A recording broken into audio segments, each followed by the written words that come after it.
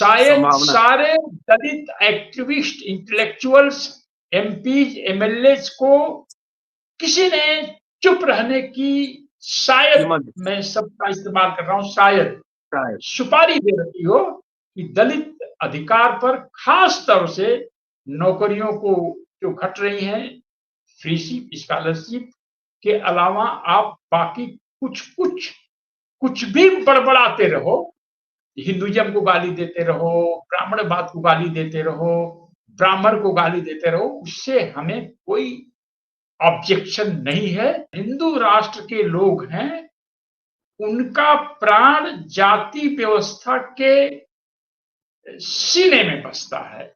Education समाप्त करने के लिए दलितों का वह कोई आदेश नहीं जारी करेंगे, बल्कि फैसिलिटीज विड्रॉ कर लेंगे। एजुकेटेड दलित हिंदू राष्ट्र के लिए खतरा है।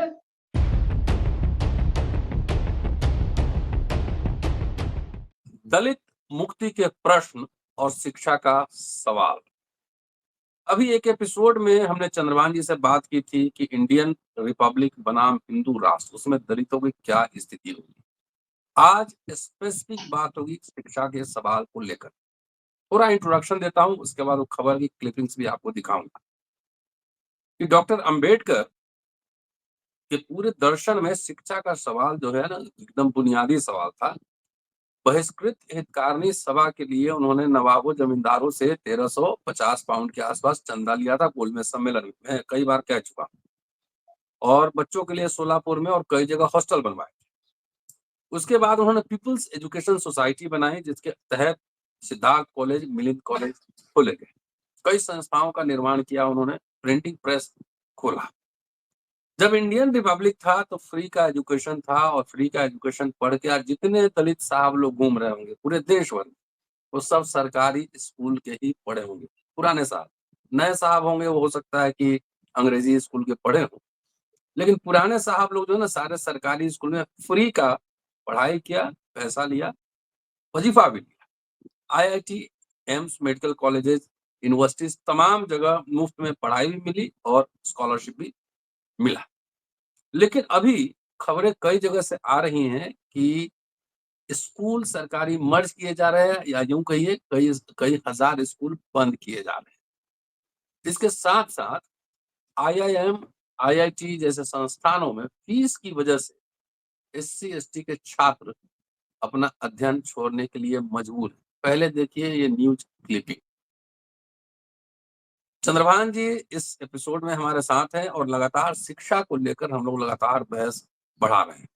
बहुत सारी गालियां भी मिलती है, लेकिन कुछ लोग समझने की कोशिश भी कर रहे हैं कि सवाल उठा रहे हैं कि क्या जब हिंदू राष्ट्र बनने की ओर है, कहिए कि आधा बन चुका है, उसमें जब इंडियन रिपब्लिक पे हमला हो रहा है तो उस समय दलित आंदोलन का रुख क्या होना चाहिए। क्या सीएम पीएम बनने से जो सवाल, उत्तर प्रदेश में हजारों स्कूल बंद होने की खबर छपी है, क्लिपिंग में मैंने दिखाया, क्या हुक्मरान बनने वाले लोग इसके लिए कोई उत्तर प्रदेश बंद, भारत बंद, कोई आंदोलन, कोई सड़क पे आ रहे हैं, या सिर्फ ट्विटर ट्विटर खेल रहे हैं। ट्विटर से एक इंफॉर्मेशन जाती है लोगों के पास, लेकिन एक्शन प्रोग्राम करना पड़ता है। क्या कोई दलितों की पार्टी नेता जाके सीएम पीएम से डेलीगेशन मिल रहे हैं, उनको मेमोरेंडम दे रहे हैं, ये हमारी मांगे हैं, इसको मानिए, अन्यथा हम लोग जो सड़कों पर उतरेंगे, पार्लियामेंट का घेराव करेंगे, प्रदर्शन करें, कुछ ऐसा हो रहा है? समझने की बात। दोस्तों, रतनलाल बोल रहा हूँ और आप देख रहे हैं अम्बेडकर नामा। चंद्रभान जी फिर हमारे साथ है, इस बार स्पेसिफिक इशू दलित मुक्ति के प्रश्न और शिक्षा के सवाल पर। स्वागत है सर, जय भीम। थैंक यू डॉक्टर साहब। सर, ये बड़े आश्चर्य की बात है कि जिस बाबा साहब के सिद्धांतों में दलित मुक्ति के सवाल पर सेंट्रल फोकस उनका एजुकेशन पर था, और उनके फॉलोअर्स जो बाबा साहब के central focus on educational facilities जैसे कि स्कॉलरशिप और फेलोशिप का लाभ उठा करके आगे बढ़े हैं, तो उनके सिद्धांत में एजुकेशन से फोकस हट क्यों गया है? मैं अपने परिवार पर देखता हूं तो मेरे परिवार में जितने लोग आगे बढ़े हैं, सबके आगे बढ़ने की वजह एजुकेशन है और पहली पीढ़ी के सारे लोग स्कॉलरशिप और फेलोशिप, स्कॉलरशिप और फ्रीशिप के लाभ उठाने वाले लोग हैं। तो अब जो हिंदू राष्ट्र कोई एब्स्ट्रैक्ट चीज नहीं है। एब्स्ट्रैक्ट का क्या मतलब होता है, आप बाद में हिंदी में बता दीजिएगा। आरएसएस की हर चीज वेल डिफाइंड है, और जैसा हम कल बातें कर रहे थे कि हिंदू राष्ट्र का जो पहला निशाना है कि जातियों के लोकेशन में, जो जातियों के स्थान में जो डिसलोकेशन हुआ है, यानी ठीक करना। हाँ, एजुकेटेड दलित हिंदू राष्ट्र के लिए खतरा है। भारत की जो उनकी जातीय सभ्यता है उसके लिए खतरा है। तो एजुकेशन समाप्त करने के लिए दलितों का वह कोई आदेश नहीं जारी करेंगे, बल्कि फैसिलिटीज विड्रॉ कर लेंगे। और उनका एकदम क्लियर एजेंडा है। उनको ये मालूम है कि आखिरी हमला भारतीय रिपब्लिक पर जो होगा तो वह अशोका की लाट पर होगा। अशोक स्तंभ पर हमले की वो तैयारी कर रहे हैं और उनका कोई भी कदम या विचार एब्स्ट्रैक्ट, अशोक स्तंभ मतलब रिपब्लिक पर, इंडियन रिपब्लिक वो सिंबल है। दलितों का जो प्राण है, जो आधुनिक दलित का जो प्राण है, वह अशोका की लाट में बसता है। और अशोका की लाट जाति व्यवस्था के लिए एक खतरा है, क्योंकि जाति जो हिंदू राष्ट्र के लोग हैं उनका प्राण जाति व्यवस्था के सीने में बसता है। तो ये दो लड़ाई है, पर जो दलित समाज है इसका मैं समझता हूं 30-40 साल से इसका हर चिंतन एब्स्ट्रैक्ट है। इसमें कोई भी प्रैग्मेटिक पिक्चर है, सब कुछ नहीं। छेड़ शब्दों में कहें, हवा में है।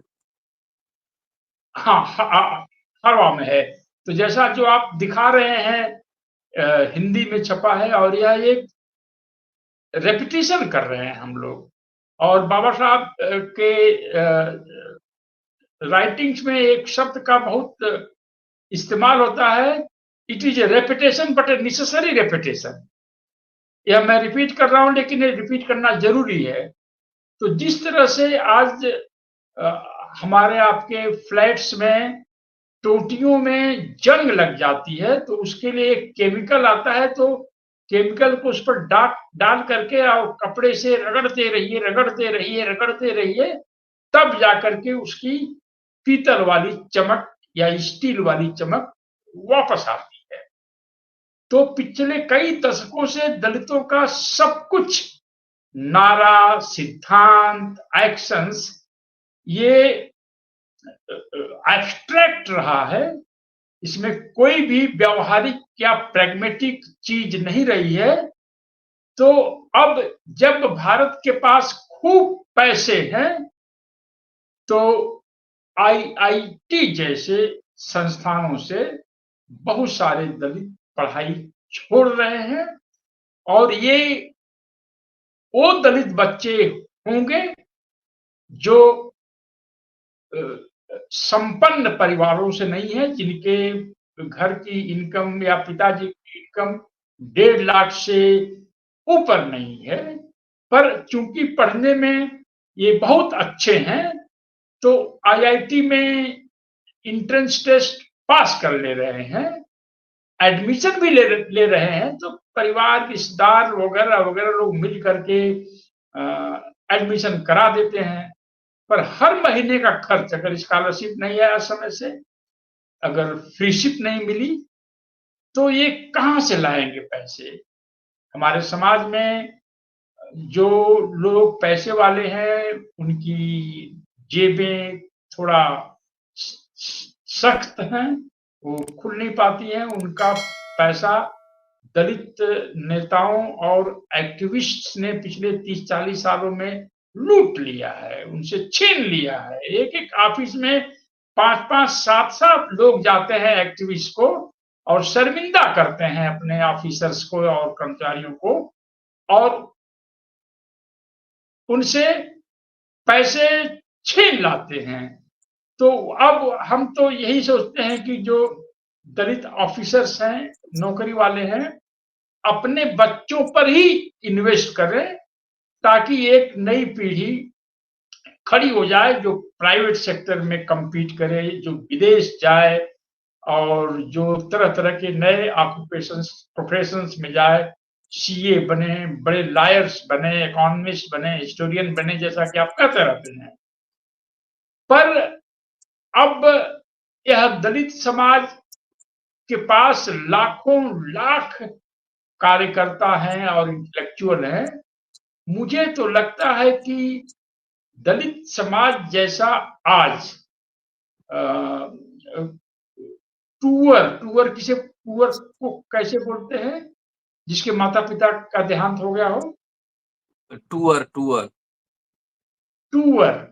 इसका एक और हिंदी है, जिसका कोई लेने देने वाला नहीं है, जिसकी बात को कोई उठाने वाला नहीं है।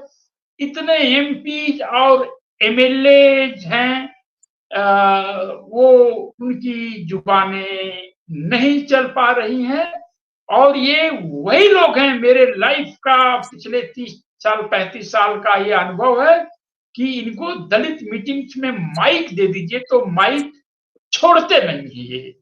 इनका कुर्ता खींचना पड़ता है, फिर निकोटी काटनी पड़ती है, तब जाके माइक छोड़ते हैं। लेकिन लोकसभा में जाकर, विधानसभा में जाकर ऐसे मौन धारण कर लेते हैं जैसे किसी ने इनके जो है सिर पर बंदूक तान रखी हो। और आज आईआईटी जैसे संस्थानों से दलित बच्चे पैसे की, आईएम भी पैसे के वजह से पढ़ाई छोड़ रहे हैं।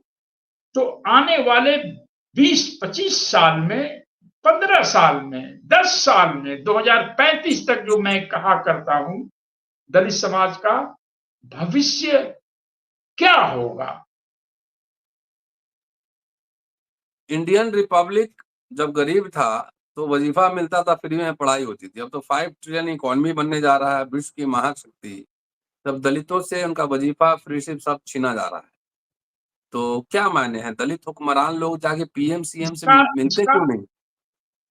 इसका मायने ये है, कभी-कभी आपने फिल्मों में देखा होगा कि किसी व्यक्ति को हॉस्पिटल में भर्ती करा दिया गया है और उसको ऑक्सीजन की कमी हो गई है। जैसे कि कोरोना के दौरान सबसे इम्पोर्टेंट चीज कोई अगर हो गई थी तो वो ऑक्सीजन का सिलेंडर था। तो हिंदू राष्ट्र के जो सिद्धांतकार हैं, उन्हें कुछ देश विदेश की भी चिंता है कि विदेशों में ये बात न फैल जाए कि भारत के हिंदू राष्ट्र के लोग भारत में दलितों की शिक्षा पर प्रतिबंध लगा रहे हैं। तो सिलेंडर लग गया है ऑक्सीजन का, ये फ्रीशिप और स्कॉलरशिप हमारे लिए ऑक्सीजन ही तो है। अगर इस ऑक्सीजन की सप्लाई बंद कर दी जाए तो वही दलितों के बच्चे पढ़ पाएंगे जो सरकारी नौकरी या जो कुछ लोग थोड़ा बिजनेस में आ गए हैं। डॉक्टर साहब, मैं आपके सामने एक प्रस्ताव यह भी करना चाहूंगा कि चूंकि जिनको दलित समाज वोट देता है और जिनको दलित समाज नोट देता है, चूंकि वह अपने कर्तव्य से विमुख हो गए हैं, कारण चाहे जो भी हो, मैं तो ये कहता हूं कि, और मेरे पास इस बात के पर्याप्त सबूत हैं कि दलित अधिकार और दलित समाज के बीच जो है हिंदू राष्ट्रवादियों ने एक दीवार खड़ी कर दी है। दलितों का ही एक तबका दलितों के खिलाफ खड़ा हो गया है और वह कोई भी दलित इश्यू को उठने नहीं देता है। मैं थोड़ा बहुत इकोनॉमिक्स जानता हूं, तो हमें लगता है कि यह समय आ गया है कि हम ये कैलकुलेट करें कि दलित ऑफिसर्स और एम्प्लॉइज हर साल दलितों को स्टेट को टैक्स कितना देते। हजारों साल से दलितों को धन अर्जन से अलग रखा गया है और इतने पैसों की कमी है। मैं एक बार रिपीट कर रहा हूं, मैंने 20 प्रोफेसर्स का इंटरव्यू किया है, तमिलनाडु से लेकर के, केरल से लेकर के, बंगाल से लेकर, गुजरात से लेकर आंध्र प्रदेश और यूपी और पंजाब, सब कि 1950 के आसपास क्या दलित मोहल्लों में 10 की नोट हज सकती थी क्या? इसमें 18 लोगों ने कहा दलित मोहल्लों में 10 रुपए की नोट नहीं एक्सचेंज हो सकती थी। और मैं अब जाता हूं गांव में तो लोगों से पूछता हूं, तो लोग ये कहते हैं कि अगर किसी के पास 10 रुपया होता भी था तो वह कॉइन्स के रूप में होता था, करेंसी नोट के रूप में नहीं होता था। और मेरे ननिहाल में एक दुब्बर राम है, मुझसे 2-4 साल उम्र में बड़े होंगे शायद। मैं जब अपने ननिहाल में जाता हूँगा तो उनके साथ भी खेला करता रहा हूँगा। उनको जब वह 10 या 11 साल के थे तो बगल में एक सड़क का निर्माण हो रहा था, कोई मंत्री वगैरह आने वाले थे, तो बहुत सारे मजदूरों की जरूरत पड़ गई, तो ये भी गए और इनकी ड्यूटी सड़क पर काम करने की नहीं थी, लोगों के कपड़े देखने, लोगों को पानी पिलाना और वहीं पर लकड़ी पर खाना बनाना, कुछ इस तरह का काम उनको मिला था। तो उनको 4 दिन बाद उनको 1 रुपए 25 पैसे उनको मिलते थे, बाकी लोगों को 50 पैसे या 1 रुपए मिलते थे।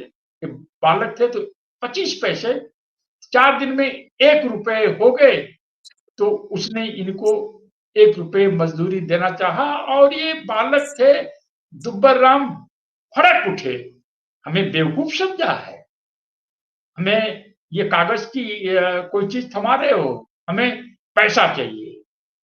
तो उनको 25 पैसे की 4 चवन्नी दी गई, तो बहुत खुश हो गए, दौड़ते हुए अपने घर आए कि 4 चवन्नी मेरे पास है। और आपको मैं कभी ले चलूंगा आजमगढ़ में, जब अपर कास्ट के यहाँ बारात आती थी तो दूल्हे का बाप या दूल्हे का चाचा या बड़ा भाई एक गमछे में हाँ पैसे रखे रहते थे, एक नए पैसे से लेके चवन्नी तक, और उसको दुल्हन के घर पर जब जाते थे बैंड बाजा के साथ तो उसको आकाश में उछालते थे। और दलित बुजुर्ग, दलित बालक, दलित महिलाएं भी टूट पड़ती थी उन सिक्कों को लपकने के लिए। तो जहां हमारा इस तरह का अपने जीवन में देखा हुआ इतिहास रहा है, उस समय भी सरकार के पास गरीबी के बावजूद भी दलितों के लिए पैसा था, तो आज क्यों नहीं वो पैसा है सरकार के पास? ये तो नहीं सरकार करना चाहेगी, क्योंकि सरकार का तो ये हिंदू राष्ट्र हमलावर हो चुका है। भारतीय रिपब्लिक इज ब्लीडिंग। भारतीय गणतंत्र खून से रिसाव हो रहा है। हाँ, खून का रिसाव हो रहा है, उस पर इतने हमले हो चुके हैं, उस पर हमें कोई आश्चर्य नहीं है, क्योंकि जब युद्ध चल रहा है तो शत्रु तो अपनी हर तरह की योजना से अटैक करेगा, लेकिन दलित मिडिल क्लास में इस बात पर क्यों शांति इतनी मची है? क्या किधर गए एमएलए, किधर गए एमएलए, किधर गए एमपीज? नहीं चंद्र, क्या ये समझते हैं कि एक बार सरकार बन जाएगी तो सब ठीक कर लेंगे? दूसरा, इन नेताओं को मेमोरेंडम लिखने नहीं आता है, डेलीगेशन का मतलब पता नहीं है, कैसे मिला जाता है, कैसे अपनी बातें रखी जाती है लीडर के साथ, कुछ नहीं पता है। सीधे पीएम बनने के बाद ही ठीक करेंगे।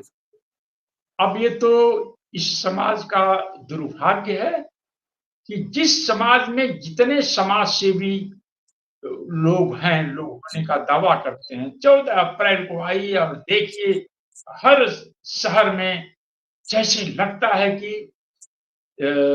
जितनी अमेरिका की पॉपुलेशन नहीं होगी उतनी दलित जो है एक्टिविस्ट हैं, राइटर्स हैं, इंटेलेक्चुअल्स हैं, एमपीज हैं, एमएलए हैं, तो वो स्कॉलरशिप जो और फ्रीशिप जो हमारे लिए ऑक्सीजन है, ऑक्सीजन का सिलेंडर है, उसको सरकार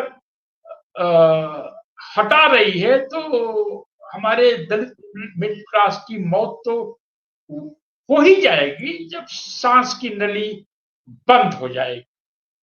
तो अब ये दलित समाज समझे, ये दलित समाज समझे ना।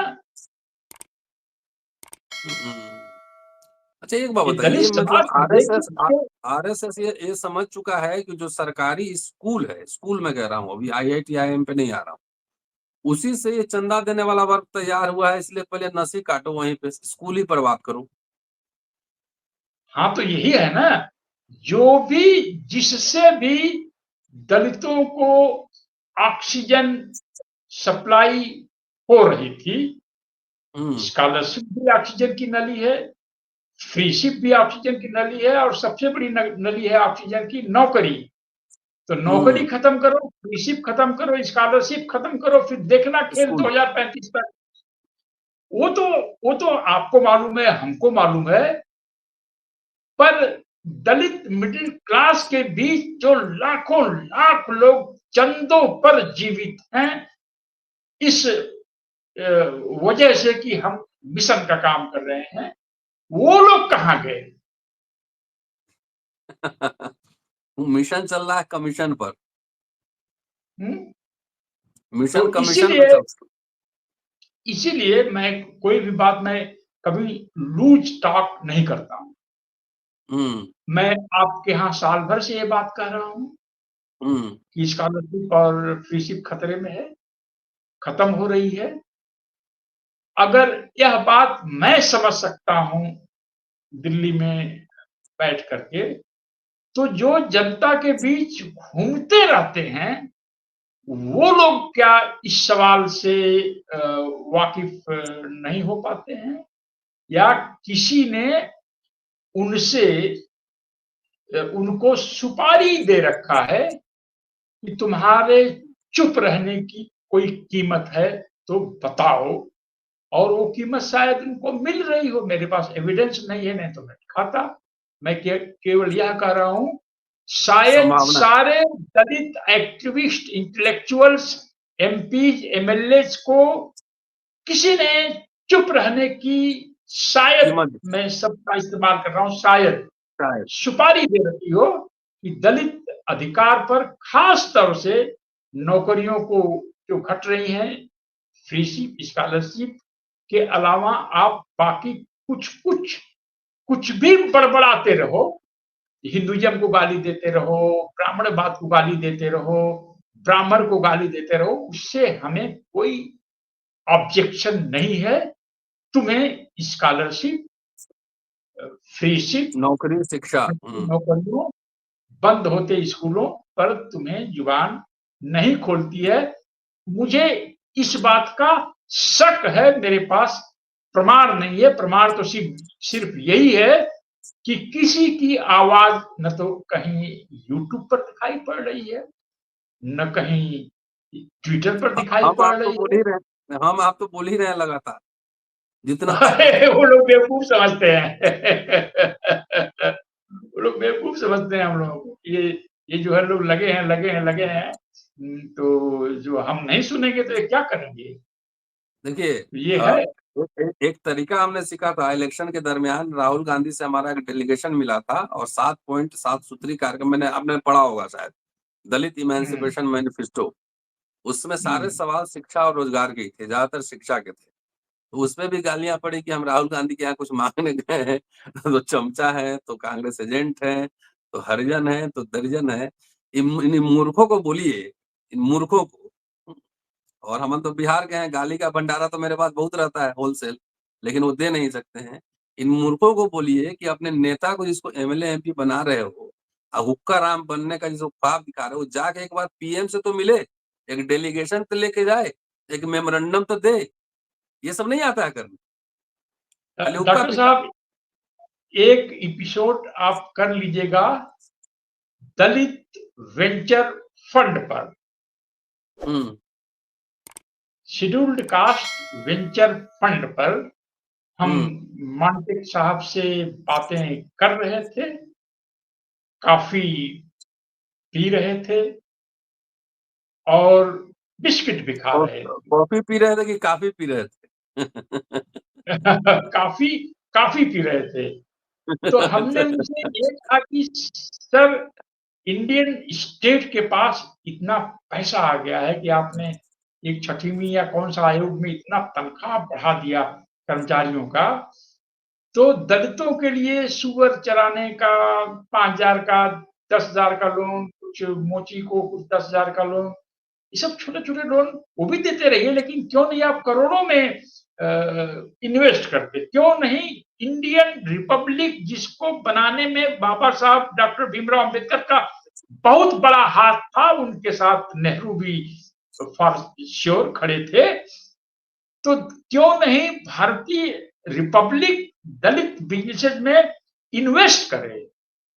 तो उन्होंने कहा दलित बिजनेसेस हैं, ऐसे हैं? हमने कहा हाँ, मैं दिल्ली में ही दिखा दूंगा, 4 लोग बीएमडब्ल्यू चलते हैं और लगभग अनपढ़ हैं। तो उन्होंने 200 करोड़ रुपए का scheduled caste venture capital fund जारी किया। चिदंबरम के मिनी बजट में वह आया और तब से करीब 300 करोड़ रुपए बढ़ चुके हैं और पहले 8 या 9% था, अब 4% इंटरेस्ट पर लोगों ने 300 करोड़ रुपए दलित लोग ले चुके हैं। तो यह 15 मिनट के डायलॉग के द्वारा इतना बड़ा फंड तब भी लोग हमने कहते हैं कि आपने क्या किया। हाँ। जब कोई दलित एक्टिविस्ट या ये हुक्का राम लोग बोले आपने क्या किया, तो मतलब आपने ब्राह्मणों को कितनी गालियां दी, मतलब वही है कितने ब्राह्मणों को आपने विदेश भगाने के लिए कितना वीडियो बनाया। हमारा मेजरमेंट, हमारा असेसमेंट इसी पर होगा कि कितना आप कितने बड़े गालीबाज। चलिए चंद्रभान जी, हाँ, हाँ, मोन्टेक साहब से टाइम लीजिए, एक बार और चलते हैं और 2 वीडियो उनके साथ बनाए जाएंगे, इस सब इशू पे उनका भी टेक लिया जाए। हाँ, बिल्कुल इसी पर ये दलित वेंचर कैपिटल फंड कैसे आपने बनाया। इसी पे तो जब करता हूँ हम और तो राजीव जब गांधी फेलोशिप पे, रिसर्च हाँ, फेलोशिप पे। हाँ, तो उन्होंने कहा कि हमसे कि जिस दिन मिनी बजट पास हो रहा था, दलित इंडस्ट्री एंटरप्रेन्योर्स का लुधियाना में बहुत बड़ी कॉन्फ्रेंस थी। तो उन्होंने हम उनके पीए के पहले फोन आया कि साहब आपसे बात करेंगे 10 मिनट बाद। मॉन्टेक्नी साहब। तो मैंने कहा ठीक है। तो उनका फोन आया, बोले कल आप बजट का भाषण सुनना, कहीं जाना मत। तो मैंने अपने साथियों से माफी मांगा कि कुछ खास शायद होने वाला है। तो बजट जैसे ही 200 करोड़ रुपए, उसमें तो शेड्यूल कास्ट का एक अलग से आता था ना चैप्टर, हाँ, तो 200 अब करोड़ तो रुपए की बंद है वो घोषणा सब। हुई। तो तुरंत मैं श्याम बाबू को फोन किया कि मैं घर से निकल रहा हूँ 15 मिनट में, आप भी आइए। और चंदन साहब को कहा कि आप एक फूल का बुके लेके आइए और चल के उनको अपनी कृतज्ञता व्यक्त की जाए। तो हम लोग पहुंच गए 1-1.5 घंटे के भीतर और उनको दिए बुके। तो हमने कहा सर मेरा इसमें एक कंडीशन आप जोड़ दीजिए। कंडीशन ये जोड़ दीजिए क्योंकि national schedule caste finance and development corporation का यह हिस्ट्री है कि जितने लोन उन्होंने दिए, छोटे बड़े, छोटे ज्यादातर, वो सब फेल हो गए। मैंने आंध्र प्रदेश के मुख्यमंत्री को कहा था, जब उन्होंने कहा कि 300 करोड़ रुपया आपने दलित बिजनेस पर्सन को दिया है, सब डूब गया। तो हमने कहा आपने वह पैसा, आपका जो पॉलिसी ऐसे ही है कि वो फंड डूब जाए। डूबेगा। तो बोले इसका मतलब क्या कह रहे हैं साहब? मैंने कहा कि लोन उसी आधार पर दिया जाए जब आप उनको मार्केट भी अरेंज कर दिए हैं। तो इसका मतलब हमने कहा कि सरकारें तो खरबों रुपए की खरीद करती है ना। अगर किसी दलित को आपने प्लास्टिक मोल्डिंग मशीन के लिए 2 करोड़ 3 करोड़ का लोन दिया है, तो बोलिए कि तुम प्लास्टिक का मग्गा बनाओ, साबुनदानी बनाओ। और चलिए, इस पे बात कर चुके, आगे भी करेंगे। आज बेसिक था शिक्षा के सवाल पर। मुंटेक सिंह साहब से आप टाइम लीजिए और चल के हम लोग उनसे बातचीत करते हैं। शिक्षा के सवाल और दलित वेंचर फंड, 2 इशू पे उनसे बात करनी है और बहुत हाँ, शानदार तो बातचीत के लिए। जी जी। मैं तो सिर्फ यह उदाहरण दे रहा हूं कि किस तरह से मैं तो बाबा साहब का शिष्य हूं, परफेक्ट नहीं हूं। परफेक्ट बाकी लोग घूम रहे हैं इस ऑफिस से उस ऑफिस में।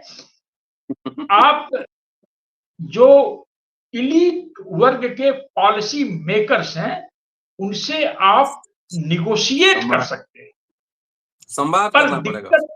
दिक्कत दो है। क्लोज करने के पहले, हमारे समाज में इसकी डिमांड नहीं है जिसकी बातें हम लोग कर रहे हैं, और हम लोग अपने समाज से चुने हुए प्रतिनिधि नहीं हैं। तो लोग ये मन में रखते हैं कि चन्ना प्रसाद जी जो बात आप कह रहे हैं, आप अपनी तरफ से कह रहे हैं या किसी ने आपको चुन के भेजा है? नहीं, हमारे अपने तरफ से कहने का अधिकार भी संविधान देता है, समीक्षा करने का अधिकार भी संविधान देता है। बाकी हम लोग तो आगाह करते रहेंगे। बाकी समझे दलित समाज, उसको निरक्षर बनना है, मजदूरी करना है कि कुछ पढ़ना लिखना है। लेकिन ये सवाल तो जायज़ है कि 10 साल में शिक्षा की हालत बुरी होगी। शिक्षा ऑक्सीजन की तरह है, खास तौर से दलित वंचित समुदाय के लिए। अगर शिक्षा नहीं मिला तो ऑक्सीजन की पाइप जो है ना कट जाएगी। उसके बाद सिर्फ शारीरिक श्रम करना पड़ेगा। हिंदू राष्ट्र में जो है ना जातियों का उसमें छेद यथावत कर दिया स्थान गया जो है। है। ऑक्सीजन की पाइप में बहुत ढेर सारे छेद कर दिए गए हैं। ऑक्सीजन की बस, बस। सप्लाई पूरी नहीं हो रही है। जी, शुक्रिया यस। चंद्रभान जी, और दोस्तों देखते रहिए अम्बेडकर नाम। शुक्रिया। जय भीम, थैंक यू। जय भारत। जय हिंद।